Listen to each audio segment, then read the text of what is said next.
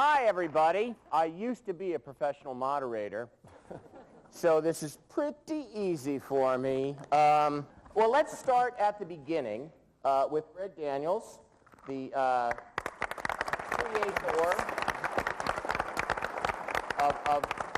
of the American version. Does that qualifier drive you crazy? No, the beginning is clearly years before I came along, and the actual creators of the show were Ricky Gervais and Stephen Merchant from England. Yes. What was the development process like of the show, and how were you brought into it? Well, they had a show. I got a tape of it from my agent and watched it and thought it was a really cool, brilliant show, and didn't really think it would ever be on American television, but I thought it'd be a cool meeting to take, just to meet those guys. And then it turned out that they were big fans of American television in general, and specifically of The Simpsons, and that they had really liked an episode that I had written of The Simpsons, and we kind of got along. And eventually I was hired to adapt their work. And then, Steve, at what point did you come into the process? Because this show is so sort of dependent on your character. I still haven't come into the process. Well, I auditioned like everybody else, and the auditions were very different than any other show I'd ever auditioned for. They were more of a workshop, and you never got to see, generally when you get to a point, a network audition, when there will be a bunch of people from the network sort of weighing in on how it's going. This was very unlike that. It was just Ken Kwapis and the other actors and a camera, and he really shot the audition like a documentary. So that was sort of my first taste as to what it would be like. But I met with Greg and we talked briefly before I auditioned, probably a week or so before. But I had never seen the show. I'd only heard how great it was. And I didn't watch it for the sole purpose that I heard it was so great and that Ricky was so fantastic that I would have an inclination to copy him if I watched it. And essentially I'd try to emulate what he did, and I wanted to try to go in with as clean a slate as I could. Did you not watch the English one? I won't watch it until we're done with this series. Oh, you've never seen any of them? No, because I know he'll be so great it'll make me sick. So I sort of... Well, then, as the cast built, I mean, how was the cast built? Sort of in what, like, how was it, how were the spaces filled, and sort of what kind of timing? Steve actually was the first person suggested for the role, and we said, oh, that sounds great. Let's just hire our casting director first, and then we'll take a meeting as soon as she's on board. And Allison Jones was the casting director who cast Freaks and Geeks, and I was very interested in working with her after Freaks and Geeks because I thought that was the best cast TV show I had seen in years and everything. So we managed to get her interested in the project. I think the first person that we hired was BJ, and BJ was a great stand-up comedian, and still is, and I had seen him and thought he was a great person to have, and then turned out he was also a comedy writer, so we hired him as a writer and an actor, and that started the mini tradition of writer-performers that we had. And then I guess the next person I think was Ken Kwapis, who joined the team, who was our director, and would be great if he was here.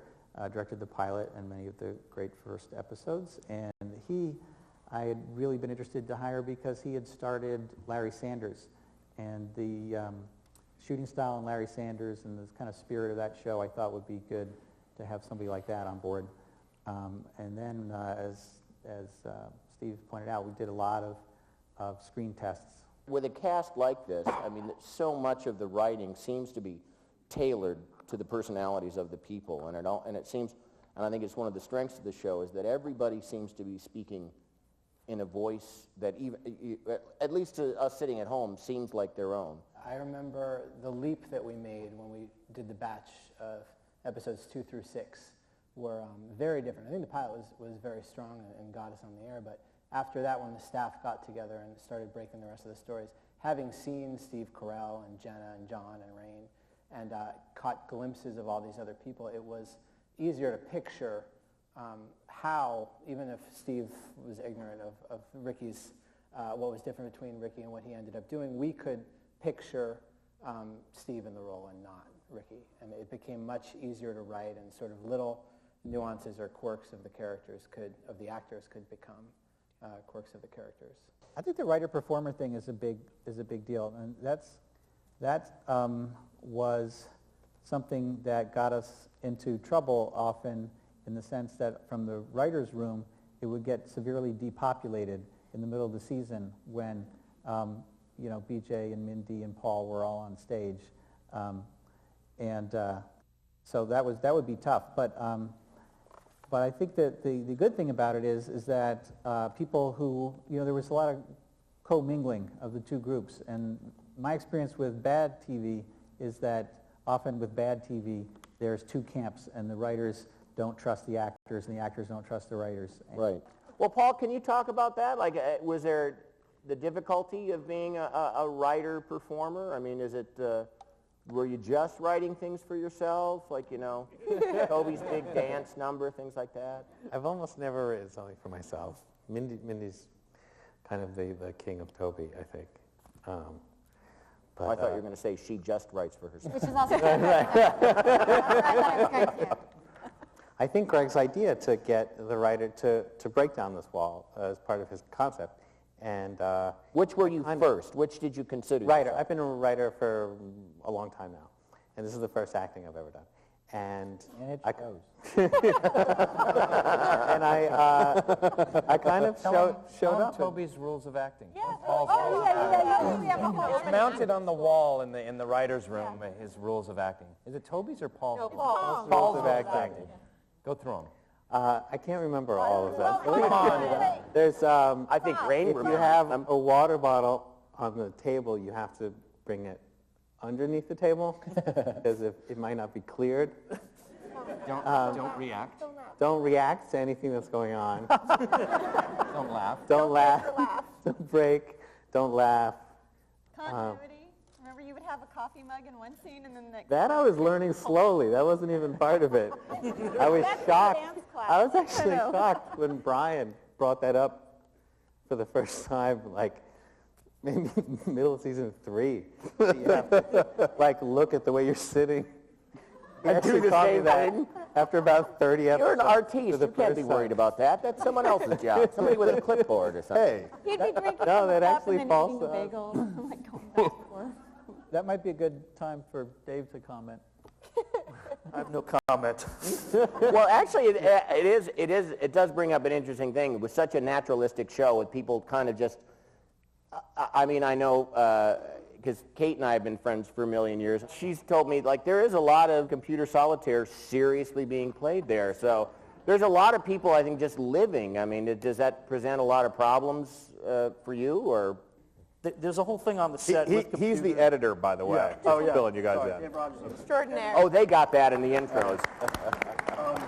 I think Creed's character is the only one he plays solitaire. You can see it on his screen. And he's, like, we're allowed to see his, everybody else, they call action, they have to, change their screens. But, these guys will tell you on the set, it's fully functional with instant messaging and email and stuff like that, online gambling, I think. Stuff. But, And porn. Porn, he says as over far here. as like, but the cast doing things like, they're pretty good. Matching, I'm always looking for takes where, if they do something, they have to, do it again the same way so I can cross between takes. And our show has a lot of improv in it, but, I can't say enough about this cast. What you see on the air is 21:30. Our first assembly is like 38 minutes. So these are long shows, but, they do a great job. Everybody, really just great. Rainn, the character that you played, White, is your English analog. I don't know the actor's name. Mackenzie Crook. Mackenzie, yeah. Had you ever seen him before you were cast in this? Unlike Steve, I watched every episode of the BBC show, and I tried to copy him as much because he was so friggin' brilliant. I just do a very bad job of imitating him. See, I don't think you do. Prism. And So that's how we ended up with But Dwight. when you started out, was that not a daunting sort of task? Is that just a dumb Yeah. question? Yeah. Oh, it's terrifying. He's so singular looking and odd in his own way, and it's like, I'm obviously a little bit singular looking and odd in my own way, but I needed to find a way to make it, come to life. But, Yeah.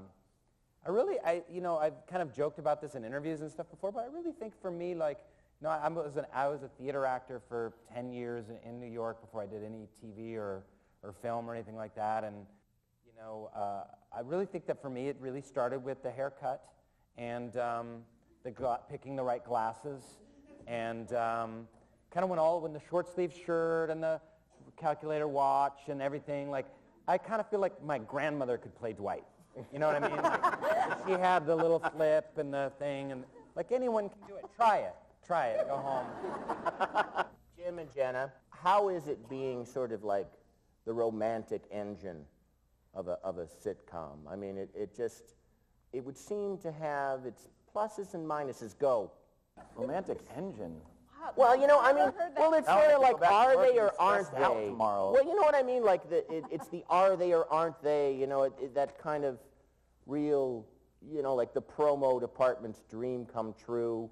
What did that feel like to have so much attention on that? And what did you end up getting out in the real world as it was going on?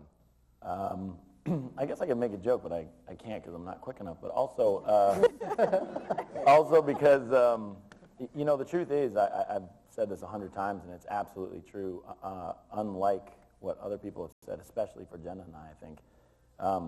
It's all writers 100% all the time. I mean, these people committed to this relationship as being super dynamic in its own way and also extremely subtle in its own way. And, I just remember that one episode when we were on the booze cruise, and when I saw the episode and they had allowed that incredibly long pause when one character really wanted to say that he loved Pam and then he couldn't. I just thought from then on I have full and total trust in anything they have to do, because anybody who can take that big a risk, and they don't write for ratings and they don't write for drama and they don't write for what anybody wants to see, they write for what's real for the character. It's extremely brave, and it's just an incredibly worthy place to be for us. There you go. And there's a lot of other romances that have come out on the show, too. There's, the love triangle of Angela and Dwight and Andy, and, the Ryan and Kelly and... Michael and Ryan. So I don't feel like we're like this lone engine. I think one of the neat things about the show is that they sort of investigate there's comedy, but then all these people are all striving for love and, connection, and that comes out a lot. Ed, What can I do for you, Andy Richter? how was it coming into something that was already up and running like this? I'll say for my part, it was very daunting because I was already a big fan of the show, and I was very anxious. I was very excited because I loved the show, but I was very nervous because I didn't know how I would fit into the kind of vibe. And very early on, like my second episode or something, and if you recall, I was introduced to the show in one of Jim's sort of storylines off at the Stanford branch. And I said, I was sort of opening up to John somehow about my anxiety and just sort of feeling like nervous about it. And he was like, "Come, dude, we're all here like to support you," or something like. It was better than that, but yeah. Yeah, it was more. It was way more. But still, I bet you said dude. Dude. No, but it was something like we're a basket, and you just feel like you can nestle into it or something. And I was like, He was talking about a basket? I don't think. yeah. Anyway. But it actually, it was such a nice sentiment, and it was so genuine, and it totally put me at ease. And then as I got more kind of entrenched in the show, and I moved over to the Scranton office and kind of got to know more people, it was sort of, I think it was nice to have a slow introduction too, because it didn't it wasn't overwhelming for me or anyone. So it was scary at first, and then ultimately amazing. Angela, if I can include both you guys in this, you guys' characters tend to be kind of insane a little bit. Do people kind of expect you to be your character out in the world? I would say sometimes people are afraid to approach me, which is just so silly to me. But I realize they only see me as Angela Martin, and in real life I'm a little bit of a goofball. And usually then when they do come up and finally say hi, then I overshare, and it's awkward. So, like, I'll be at Target and someone's finally like, oh my gosh, it's you, and it's nice to meet you. I'm like, oh really, how are you? Where'd you get those flip-flops? Are they on aisle 12? Because I didn't see them, and I really want them, and they have beads. What's going on? How are you? Here's my email. And then it's weird. Jen, Hi. Jen Salata, who is a writer on the show, well, a producer. But you're right. Yeah. Is there a usual genesis for the ideas for each episode? Are they based on like a plot point, on a comedy bit, or do they come from different places? I guess they can come from anywhere. I mean, it's like you can see there's like a unusual kind of quirk or something happen, in real life, and then you bring that in, and trying to think of an example. Any other writers help me? Isn't that great when somebody asks you? I don't know. I honestly don't know sometimes. I mean, I think the actors inspire a lot of ideas just through their characters and watching. Anybody think of something that happened on set that became a script? Sometimes we accidentally call Greg, because he's our boss as a writer, Michael. That will happen sometimes. Yeah, yeah. We'll do that, and it's so humiliating, and you feel terrible because what the connotations of what that means. But Greg used to do this thing where we could get hot in the writer's room, and he'd try to take off his outer layer, his fleece, and he'd do that thing where he kind of pulled off all of his layers. Right, We'd right. see like his naked torso for a bit, and we were like, oh, this is so weird. Later, Michael and Pam, accidentally, when you said come into the office, you saw his penis in Fun Run. So we'll take an event that is just mildly awkward sometimes, and we'll exaggerate it to something that's like truly horrifying. I mean, that was sort of my favorite example of that. You know what? I'd like to recreate that scene for you today.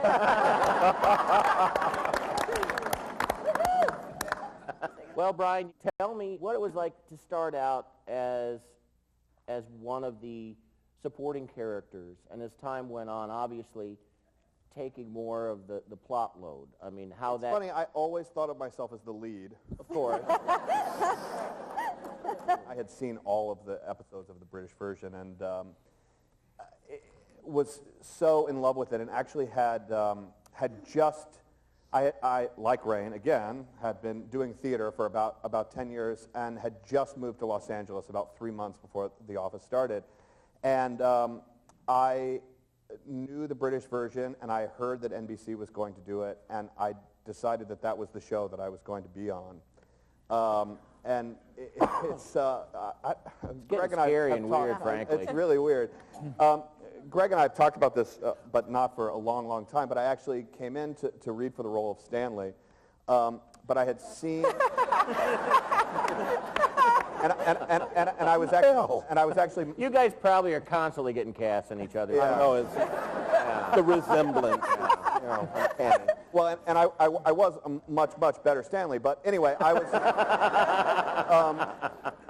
I had seen the British version, and I knew what the American version was, and I had read, and I went in to see Allison Jones again, who was fantastic, and Phyllis. And they gave me Stanley, and I knew that if I was going to get cast in the show, that it was going to be as the Kevin character. So I went in and read the role of Stanley like how I saw Kevin, and was lucky enough that they saw something in that too. Right. So they had me come back. Yeah. Phyllis, who was, well, go ahead. You. Well, I was the casting associate on the show. Oh, wow. Yeah. I did not know that. They didn't Beginning of all this. No, they don't tell me. Rainn was actually the first person to audition, I believe, for producers. And you said no. I actually was being auditioned for the show and didn't know it. I was a casting associate, and I actually was reading with John and some other guy that was auditioning for Dwight, who didn't make it. And and I had no idea, but I don't know where did Well, you had germinate? read with me. In the early Yeah, I read screen with you. tests, you read the character of Dwight in I did. in scenes with John. And I did such a great job. Oh, that's why you didn't want him. yeah. I'll do this. I was going for Dwight. no, I think You would have made an excellent Dwight.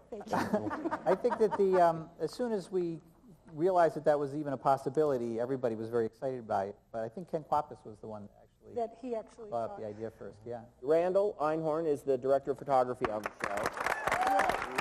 Now, this show is about kind of the mundane nature of office life. I mean, it's obviously has its hills and valleys comedically, but at its root, it's about, the mundane nature. Is it hard to make a mundane themed show pretty? I enjoy observing people, and I think it's a very just kind of sit back and pick it off type of thing, and looking for the beauty in such a mundane place. That being said, we don't really strive to make the office look beautiful, because I think it should be about that place, which is a little oppressive and mundane, but there is some beauty that happens there, and that's between the people. Oscar, hi. Hi, Andy. You have the odd distinction of being the one openly gay character in the show. Which, by the way, did not come from anything real that may or may not have happened. All right. Totally fabricated by Mr. Daniels. I don't know. You gotta, that whole protest too much thing, you gotta be careful with that. Touche. Now, does that overlap into real life ever? I mean, do you find yourself, Fellas come up and kiss me, and then they ask. They kiss me right in the mouth, and are you? I'm like, I'm not gay. I just play it, but thank you. No, it doesn't. People get it. They know we're characters, and yeah, it's now. At what point in the run of the show did you know? The third, The third. No, did you find out that in fact your character was gay, and had you been playing him gay all along? I was just playing him regular, and I felt I was a little bit nervous about it, and John Krasinski came up and he said, "Orale, ese, you're a little piece of candy, and we're a piñata surrounding."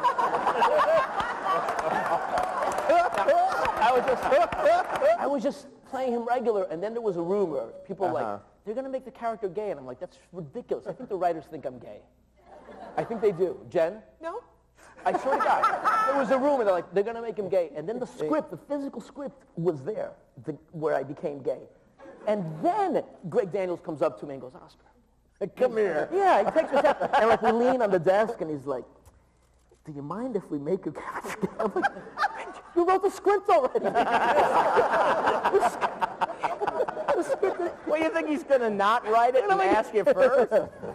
But yeah, I don't care. I'm like, yeah, it's great. And it was funny because he was, I don't know if you remember, but he was very anxious about the script. He kept asking me, is it a good script? And I'm like, it's not a good script. It's a great script. It's a great script. And yeah, and that's it. And then they made him gay. And then I had to like not be gay because you're right, I was playing him already as a person. So I'm like, it's just the same person. Kate, tell me about how your character Meredith, it obviously started out smaller, and then you found out more and more about Meredith, and tell me about your discovering her, what that was like for you. It's funny. I found out I was going to flash Michael and be topless basically 2 days before it happened. So I didn't have time to get in shape or anything.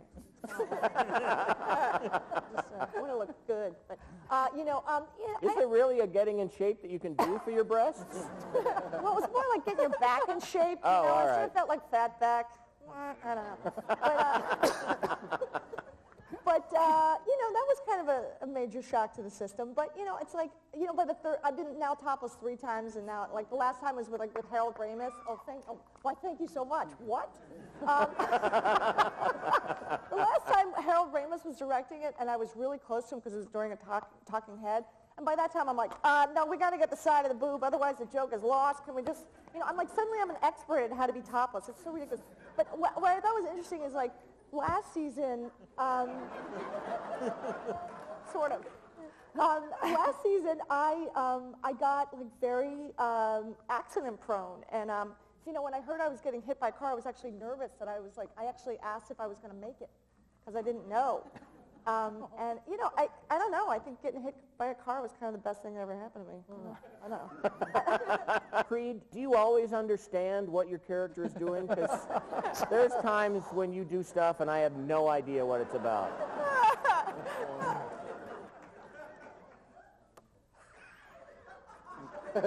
I'd like to set this straight. First of all, I'm actually in my late 40s.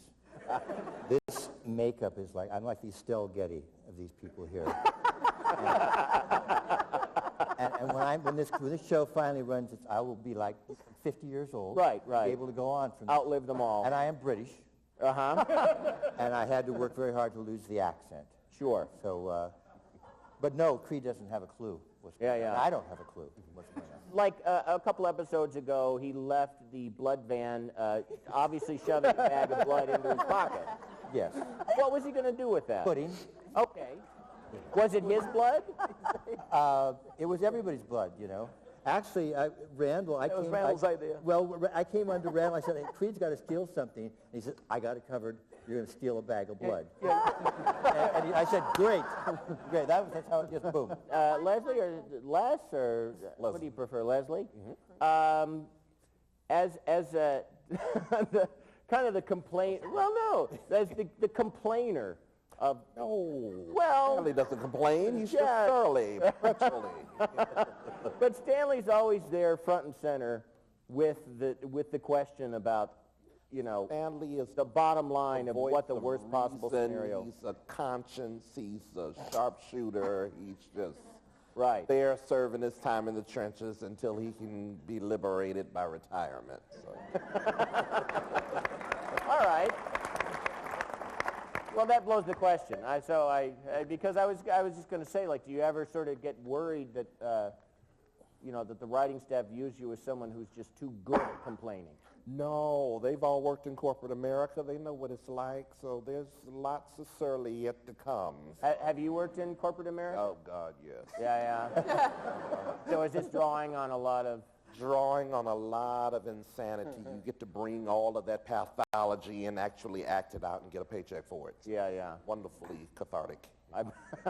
If the show were to come out today, would it have the possibility of staying on the air? Well, you know what? Frankly, and Greg was talking about casting and assembling all of these people. I give him so much credit for I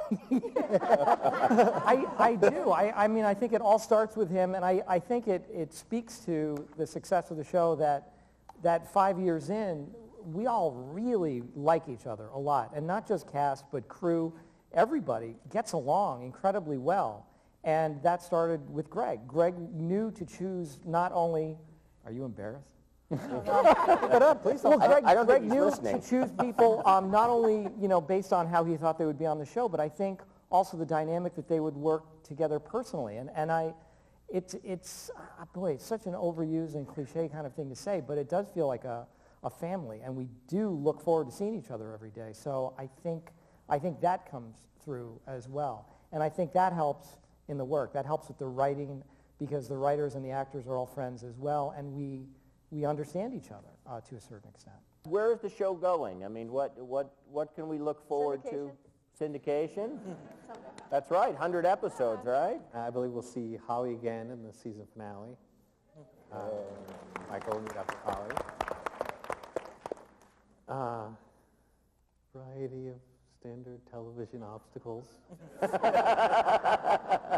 People get what they want sometimes and not other times. Wow. Way to sell it, dude. I know. It's a lousy question. Like, where do you see it going? It's a BS question from a BS moderator. Frankly. Oh no! Stop it! We have a fun. But actually, that is. We have hit our allotted time. I'd like to thank you all for coming out, and I'd like to thank you all for being here and for having me do this. and keep making such a wonderful, wonderful show. There aren't enough of them on the air, and it's a fantastic place to stop and rest. Makes it sound like Thank you very much.